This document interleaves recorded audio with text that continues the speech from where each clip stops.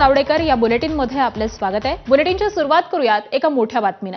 मराठा आंदोलक मनोज जरांगेंच्या पश्चिम महाराष्ट्रातील दौऱ्यानंतर आता ओबीसी आंदोलक लक्ष्मण हाकेंनी चलो मुंबईची हाक दिली आहे। जरांगेंच्या झुंडशाही समोर सरकार झुकत असून वेडेवाकडे जीआर काढत ओबीसींचं आरक्षण संपवत आहे। सध्या सुरू असलेल्या जनगणनेमध्ये ओबीसींची वेगळी जनगणना केली जाणार नाही, त्यामुळे आता जरांगेंच्या झुंडशाहीला उत्तर देण्यासाठी 1 सप्टेंबर रोजी राज्यातील सर्व ओबीसी बांधवांनी मुंबईमध्ये यावं असं आवाहन ओबीसीचे नेते लक्ष्मण हाकेंनी केलंय। तर त्यावरती मराठा आंदोलक मनोज जरांगेंनी काय म्हटलंय तेही पाहूया।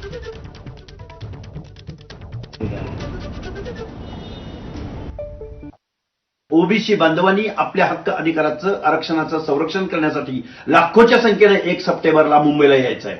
मी आज दौंड तालुक्याच्या दौऱ्यावर आहे। उद्या बीड जिल्ह्यातल्या गेवराईला सभा आहे।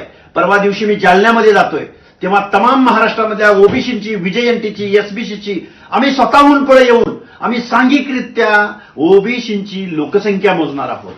तेव्हा 1 सप्टेंबरला सर्व ओबीसी बांधवांना आव्हान करतोय, आपण जिथून असाल तिथून मुंबईला 1 सप्टेंबरला निघायचंय।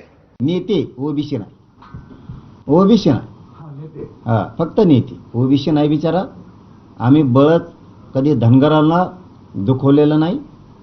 लेकरं गरिबांचे कल्याण झालं पाहिजे ना। मायक्रो ओबीसीला दुखवलं ना, बंजारा समाजाला दुखवलं ना, आदिवासी समाजाला दुखवलं ना, आम्ही कुठल्याच समाजाला दुखवलंय ना कोणाला। यांना यांच्या राजकीय पोळ्या ओबीसींच्या जीवावर भाजायच्या।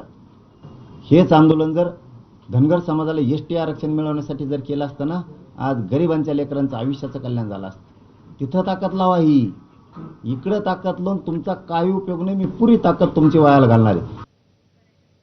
पुढची बातमी पाहूयात। लोकसभा सचिवालयानं विरोधी पक्षनेते राहुल गांधींना